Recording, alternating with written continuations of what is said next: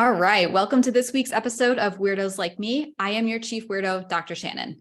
Today's topic has been requested over and over and over again, and I'm honestly not sure why it took me so long to do this podcast, but alas, here we are, and we're going to talk about meal prepping. What is it, why you should do it, and most importantly, how to get started, which is the ultimate question that everybody has when they are beginning this journey. So meal prepping is creating and executing a plan for your food consumption for a certain given period of time. You can choose whatever that time period is for you. Most people tend to prep for a week or so at a time, simply for the fact that they can dedicate a few hours on the weekend to knock out meals for the week.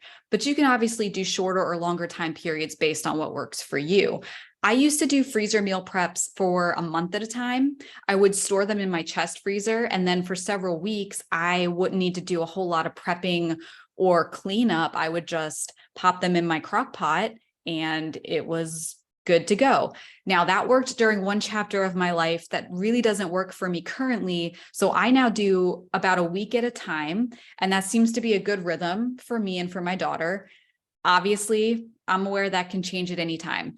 So part of meal prepping, as ironic as this sounds, is merging the structure of preparation with the flexibility of what you need for your particular situation. And that is the art of meal prepping. Okay.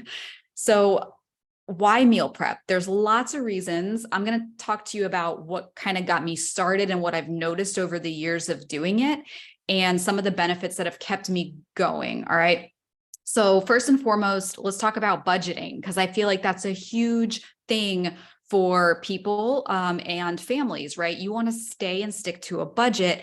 And from observation and from what I've heard most people talking to me about meal prepping, food, eating out especially, tends to be where you spend the most money. And sometimes it can get a little bit out of control. So meal prepping helps you actually stick and stay on a budget. When you know exactly what ingredients you need and how much you need for a certain period of time, you can avoid the oh so typical wandering around the grocery store, picking up random things on impulse buys, which leads you to, one, spending way more money than you anticipated to spend for that week's budget, and two, wasting time buying things that you don't need. And then three, it can actually help you narrow down the things that you might be spending money on erroneously in the stores. And then I guess another thing too is it also helps keep you from eating out, which is such a money suck. I mean, don't get me wrong, eating out every once in a while is totally cool. I'm not saying don't ever eat out, but if you look at your spending habits, let's say over the course of a month, and you add up all of the meals out, even if they're at, quote unquote, cheap fast food places, which we won't even touch on, health reasons of why you might not want to be eating there. We're just talking pure financially. You might notice that that's the largest portion of your income going out for food. I would dare say that if you then compare the money spent eating out to what you could save by meal prepping, you might be able to get healthier options in the store than you do when you're eating out. And when you're eating out, you don't know what's necessarily in your food. Most likely it's not organic. There's probably all these oils and additives and things in there, even if you think it's healthy, that you're just not aware of because you're not cooking it. So if you can control for some of those things in your food by making it at home and save money, that's a win-win, right? I guess I said I wasn't going to touch on the health aspects, but I just did. So I'm going to just keep going with it for a minute. It's like in my DNA, I can't not talk about it, right? So when you're tired and stressed out, which a lot of people are after they've been at work for a long period of time each day, you're more likely to make decisions that are going to feed your dopamine response. So when you come home and you're tired and stressed out and you don't have a plan in place, and if you haven't made it easy for yourself to pick something healthy for dinner, then it's just natural human response. You're going to feed your dopamine response by getting something quick, easy, and probably not so healthy because it's just going to make you temporarily feel better, right? We're not talking about long-term feeling better, but in that moment, you're going to feel better by getting potentially this not so healthy option. So take the obstacles out, have it already prepared and ready to go. So when you come home, you don't even have to expend any mental energy. It's just there. You take it, you heat it up, you eat it, you're done. Okay. It just makes life easy and helps you keep up with your health goals, especially for you and for your family. So, sorry, I'm going down all these health paths now, but we're going to veer off. So, or veer back, I guess I should say. Anyway, all right, back to benefits of meal prepping. I like to think of it as putting maximal effort up front means that you have minimal residual effort throughout the rest of the week when you do meal prepping. I personally would rather spend a few hours one day a week and then have the rest of my meals for the week just take a few minutes to prep and clean up versus not dedicating a couple hours at one chunk and then having to spend 45 plus minutes each day just preparing meals, cleaning up after meals or whatever, cooking them. So I do all of my major cooking on one day, which means I only have one major kitchen cleanup session a week, which is huge, right? So I can be as messy as I need to be in the kitchen at that one time because I'm going to clean up once. And then all of my cleanups for the rest of the week are super quick because I'm not having to prep a whole bunch of stuff. I heat my food up. So then I just have to clean up the dishes of that meal. And then I just do a quick wipe down of the kitchen and that's it. I'm not turning on ovens. I'm not doing all these things and I'm not making huge messes. And for me, that's super helpful. I would say that if you added up the amount of time it takes me to pull the food from my fridge, heat it up, and I like old school heat my food up. Okay. Like I do it on the stove or in the oven. I don't use a microwave for most things. So even with old school heating up practices, I would say it takes me like 15 minutes total for heat up, preparation, and cleanup for my dinner. Imagine how much more you can accomplish each day if you trim down the time it takes for your dinner from being, I know people who spend an hour and a half just cooking and cleaning up, not including the time to eat, right? So if you can trim that down to 15 minutes, you can use that time for so many other things, including quality time with your family versus just stressed out cooking and cleaning. Now, there are different types and different versions of meal preps. So this is really important because each one is going to work better or worse for different people. And like we talked about earlier, for different seasons of your life too. So there's one version where you just make things ahead of time. So you're going to cook a larger portion size, and then you can reheat those leftovers for several days. I do this a lot. I tend to do this with my dinners. So I'll make a big batch of something like chili or soup or, a gigantic casserole thing of some sort. I don't know the technical word for it. And then I just have it in the fridge and I use that for several days as leftovers for dinners. I actually upgraded my Instant Pot to the huge one. It's like the 10-quart version, I think, which looks a little ridiculous on my counter when I take it out, but it allows me to make a huge batch of soup and then I can use it for multiple days versus prepping the 6 or the 8-quart or whatever the smaller one is, which might just last like a day or two. Right. So that to me, I'd rather, if I'm going to do it, I'm going to do it and make it last a couple of days. There's another version of meal prepping where you prep your meals into individual portion sizes. This is really good for people who are on the go, or if you need to transport the meals elsewhere. So like if your kids need to bring breakfast, lunch, snacks to school with them, or if you need to bring lunch to work with you, you might want to do the individual portion sizes because you're just going to take one container and the whole meal is going to be in that one container. So you can just grab it and go. This is awesome. This is where a majority of my meal prepping comes in currently, because I prep my daughter's breakfast and lunches for daycare, and then I prep my lunches for work all as individual meals. And then I tend to do the make ahead that we just talked about for dinners when we're home. Now, there's a third version of meal prepping, which is batch cooking and freezing. This also works well for chilies and soups and things like that. But essentially, the concept is whenever you're cooking a meal, you just double the recipe and then you're going to freeze half for later. It honestly doesn't take that much extra time to cook two of something when you're doing the first batch. So with this method, you can stockpile meals for later, and then you avoid double preparation time and double cleanup time. Another type of meal prepping is making uncooked freezer meals. This is what I kind of touched on earlier when I used to do the month-long meal preps. These work really, really well for crock pot or Instant Pot meals. Essentially, you're pre-mixing all of your ingredients and then you're putting them in some sort of container like a Ziploc bag or something else. If you don't like plastic, you can use glass. And then you freeze the meal uncooked. And whenever you're then ready to cook it, you just put the whole thing in a crock pot and you let it cook. It saves a lot of preparation time, a lot of time thinking about what to make. You can just grab it out of your freezer. And then it also saves cleanup time because it's all going in one crock pot or Instant Pot, and you're not having to have a bunch of pots and pans to clean up from that meal. This is also a really good method to use for things like smoothies. So you can pre-cut your fruits and your veggies, and then you freeze them in individual bags.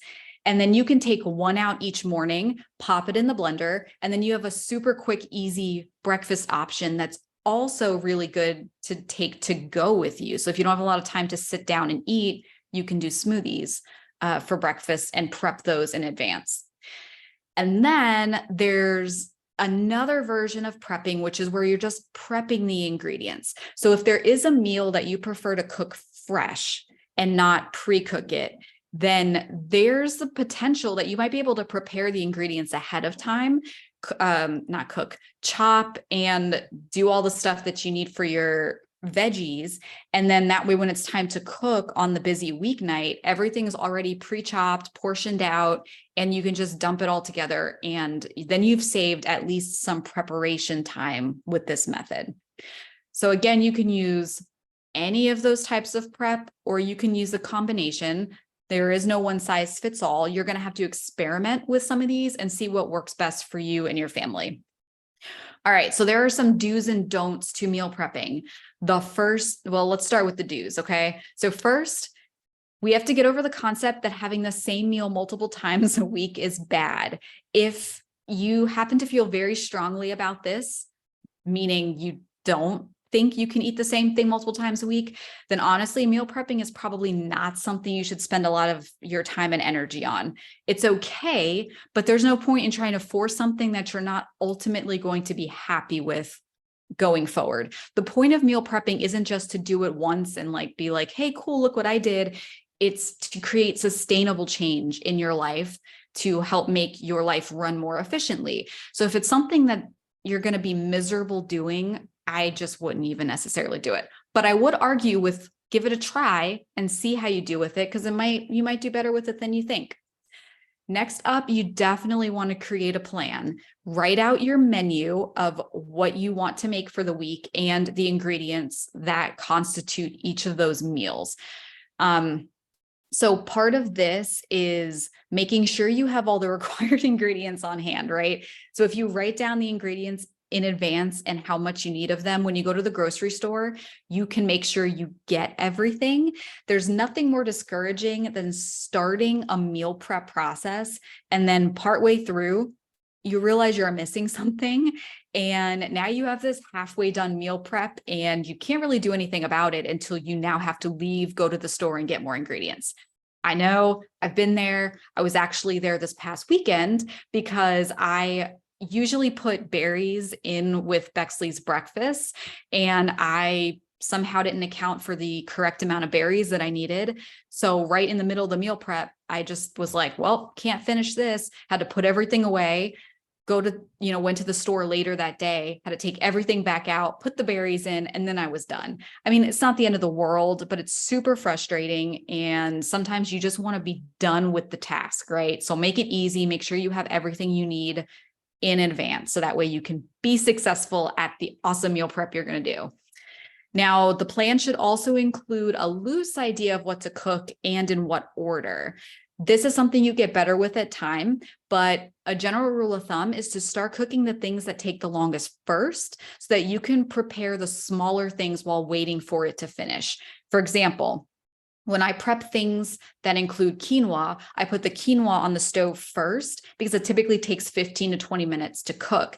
So in that 15 to 20 minutes while it's cooking, I'll then whip up a batch of scrambled eggs. I'll chop up fruits and veggies and get berries together. And then I put all of those in the appropriate containers, which then means that I usually have all of my daughter's breakfast meals cooked and prepared in the 15 to 20 minutes it takes for the quinoa to cook. So I'm now done with the task while the quinoa was cooking, and I can now move on to the quinoa, which I typically then use for lunches or dinners.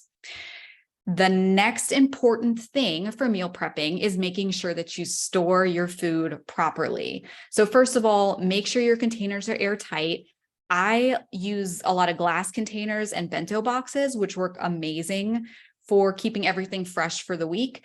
There are different versions out there. So, all right, I'm not going to get on a tangent of that. I'll just leave it at that. Just make sure you're storing food properly there.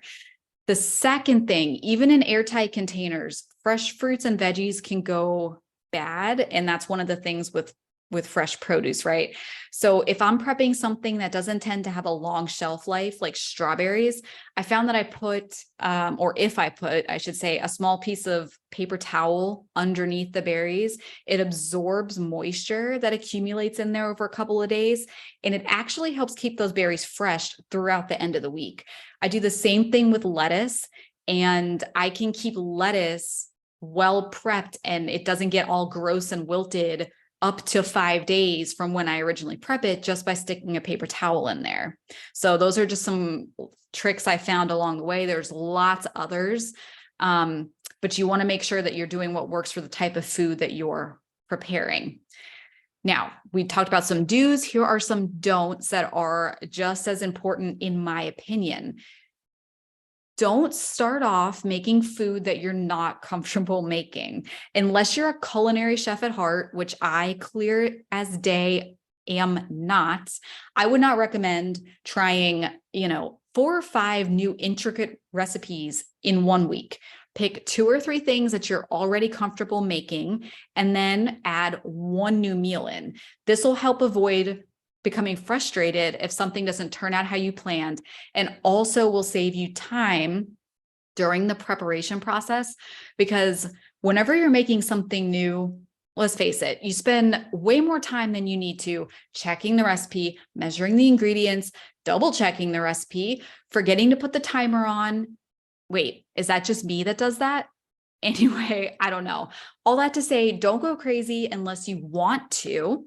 I mean, if you want to, then have at it. That's cool. But I know for me that does not work. And the weeks that I've chosen to do all these brand new things, I just end up frustrated. With that being said, there are some things that should just not be meal prepped. And as sad as it makes me to say that, because I am uber determined to conquer every meal prepping obstacle that ever comes my way, I've learned that there are some things you should just not mess with, like avocados, for example. And yes, I have tried it. I've tried frozen avocados. I've tried getting them in certain little airtight containers. I've tried all the things. None of them have worked. They just become a disgusting oxidized mess. So I've just accepted the fact that avocados win. I can't meal prep you. Red leaf lettuce is another thing. They're cool to hang for a couple of days, but if you want that lettuce to stay good for more than 3 or 4 days, don't use red leaf lettuce. It's like my lettuce nemesis. All right. I use it for a couple of days, but for the stuff at the end of the week, I just don't even use it.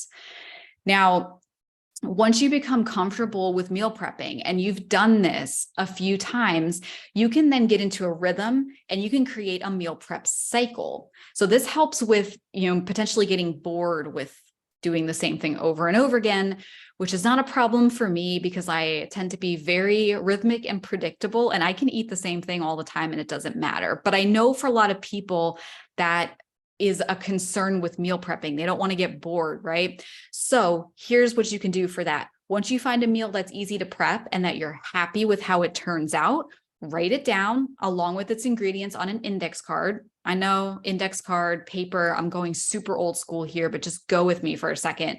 Write it down on an index card, start storing them in one of those little index card boxes or whatever, or notebook of some sort. And then once you build up 10 to 12 index cards, which means you have 10 to 12 different meals, you can then do a cycle each week and just pick 3 or 4 of them each week. And now you're going to have a rotation so that you're not necessarily eating the same meals every week, again, unless you like that, and then that's fine. But this really helps combine preparation with novelty and keeps meal prepping from getting boring. I personally am super grateful for meal prepping. It makes my life run way more efficiently, helps keep me on a budget, and it makes working towards my health goals pretty easy and routine. So I'm excited to see how meal prepping works and helps you. So let me know. And if you're not in the Weirdos Like Me Facebook group, then go ahead and join so we can continue the conversation. Share this podcast with a friend and subscribe to the channel to help me keep making these podcasts. Other than that, I am Dr. Shannon and I am signing off for today's episode. I will see you guys on the next Weirdos Like Me.